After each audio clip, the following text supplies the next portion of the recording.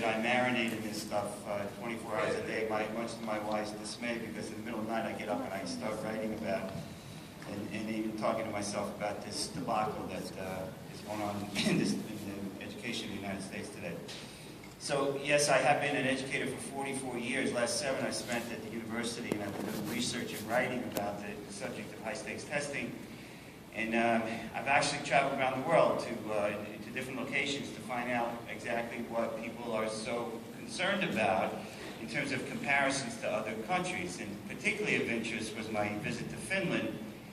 And I said to the Finnish teachers, we were with a delegation, I said, so what's the magic? And they said, well, you people from the U.S. stop asking us that. We're just teachers. We don't know what's magical about what we do. And in fact, there was nothing magic about what they do, because everything that is happening in Finland is happening on Long Island. But the difference is, the society is different. There's 4% poverty, we've got 20%. There's 4.5 million people in the entire country. There are 4.5 million people in my neighborhood in Brooklyn when I grew up. 45% of the kids go to vocational schools with the blessings of their educators, because they believe that when a child is 14 and says, I can work with my hands, they relish that, and they say, go ahead, you know, perform your good work in society differently than our stubbornness about one size fits all. They also have a relatively homogeneous population. So comparing Finland to the United States is like comparing apples to reindeer. There is no comparison, and it makes no sense. So then I went to China, and I asked the folks in China, and I interviewed kids and ministers of education, and you know what they said overwhelmingly? We've got to stop the competition. You know, we're gonna lose the race to the United States because we're too competitive and we're losing our kids. So what does the United States do? It says we've got to be in real competition with China. What should we do? We should increase the competition. In fact, a Pew Research study will tell you that when they surveyed Chinese parents, 60-some% said it's too much pressure. When they survey our parents, they say 60-some% say it's not enough pressure. So we have work to do ourselves beyond just the leadership fallacies that we see. We have work to do ourselves in reflecting on what is the best thing we can do for kids. And I will tell you that in my remarks to PTAs recently, I've been using this expression, and it comes from the Maasai warriors, because I also visit Africa and I visit schools there as well. And the Maasai warriors, when you greet them, traditionally they say Kaserian Ingera, and Kaserian Ingera means, and how are the children? And if the response is the children are okay, then everything else is okay. So I'd like Commissioner King to start asking the question, Kaserian Ingera, and if he gets the answer that they're not doing well, then either he changes things or he does resign. So I'm going to suggest to you that just a little research task from the professor here. There is a simple measurement that you can use called the Gini index, G-I-N-I, and you can Google it and you can get it quickly. And these are elements of countries around the world when it comes to economic status, and it specifically targets countries that have extreme wealth and extreme poverty. In the iteration that I most recently looked at, of 136 countries, the United States fell someplace in the middle. We're certainly not proud of that because we have tremendous disparate wealth here. We have the top 10% is very, very different than the bottom 10%. But when you look across at the international scores, which countries do you think do best when it comes to international scores? It's the ones with least disparate wealth. It's the ones that do not have pockets of poverty. It is the ones that do not have poor children who cannot do these tests. I don't care what you're telling a kid who's malnourished, a kid who comes from a violent neighborhood, a kid who has trouble sleeping at night because of gunshots, come in the next day and take a test and think those kids are doing well. Of course, they're not going to do well, but you know what happens? In the aggregate, all those test scores come together, and it brings down our scores. And I hate to put it that way, but if the stupid statisticians who make these comparisons are going to keep pushing on us, we have got to unpack this thing.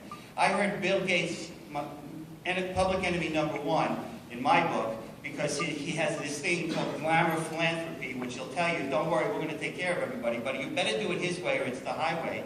And I've heard Bill Gates in person use this comparison, and he puts it up on the wall and he says, look at Shanghai's test scores. Look at the United States. Aren't we ashamed of that? Well, you know what? I've been to Shanghai, and Shanghai is Beverly Hills on the water.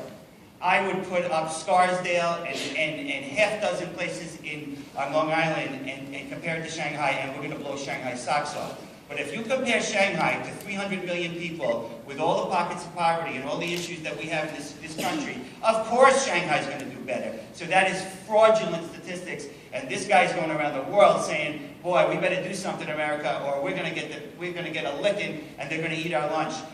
Ladies and gentlemen, I submit to you, whether you're a researcher, whether you're an educator, if you have common sense and you care about your kids, you've got to dig deeper and ask the question, could you tell me a little bit more about that statistic? Because I'm not getting it fully, and when you dig deeper, you realize that most of it is fraudulent. So let me also suggest to you that, that in my experience with children, and I've had experiences with everything from pre-K to graduate kids, this is the most inappropriate developmental work I've ever seen done. Every author that you're going to read, and there are some very iconic authors such as Piaget and David Elkind and other people who studied social emotional health, that you never put kids under this much pressure if you want them to succeed. There's a statistical curve that says you want kids to have arousal, which means you get them aroused, you get them to pay attention.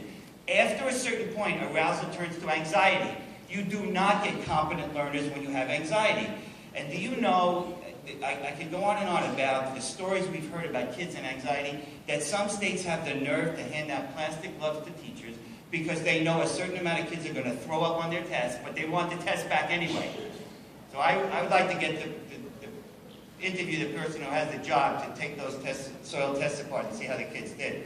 But that is the gall of some of the state governments who say, you know what, anxiety, well, that's the way it is. That's how life is. Well, you know what, when you're 8 years old, you need to be insulated from that. There's plenty of time to see what the dangers of society are. This is the place that should be a safe house for kids. This isn't the place they should come and be strained and stressed and miserable. This is the place they should come and feel that is dedicated to them as learners, and that they feel safe. And then when you feel safe, that's when you can do your stretch. There's a famous author who talks about the zone of proximal development, which is the zone in which you learn best, and is with a competent, caring mentor, and that mentor provides an atmosphere where you say, you know what, I feel like I can take a risk. You go to any class in the United States nowadays, kids are telling you, teachers are telling you, we don't take risks, we just have to do well on the tests. That is an environment that is bound for less creativity, less imagination. And if we just have one interest in mind alone, and I frankly don't, but if we just had the interest that America needs to be exemplary in every field, this is going to lead to the opposite. We will be last in every field because we're going to have a bunch of very obedient kids who cannot think out of the box, and that is not what makes America great.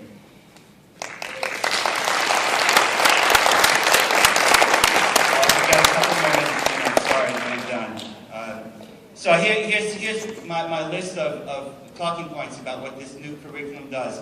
And I have to tell you as an aside, the Common Core never got a chance to even be looked at because it was immediately accompanying with the test. I don't even know if the Common Core is good, but I've already decided it's not, because if you're going to put high-stakes testing against that, because in the mid-90s I was a curriculum director, and we had standards, and we looked at them. But you know who looked at them? The teachers looked at them. The administrators looked at them and said, you know what, we can throw out some of these, we can change it to 3rd grade, 5th grade. No, as soon as they put the Common Core on, they said, attachment is high-stakes test, and we don't even have a chance to look at it. The teachers didn't have a chance to look at it. So this thing narrows the curriculum down to ELA and math only. Tell me the last time you heard about arts money being there. Do you know that some places will not even give recess to kids because they've got to study for tests? Who ever heard of a 5-year-old or 7-year-old not getting time for play? If you know anything about cognitive development, you should know that children need time for play, they need time to be social and emotional, and then they'll do it. These tests are not valid. These tests are not valid, they're not reliable, they're not stable. Any good statistician will tell you that. This is oversimplifying the complex. I have never walked into a classroom, and I have observed, dare I say, thousands of classrooms. I have never walked in and thought that it was a simple matter to just get a number associated with that classroom. It never works like that.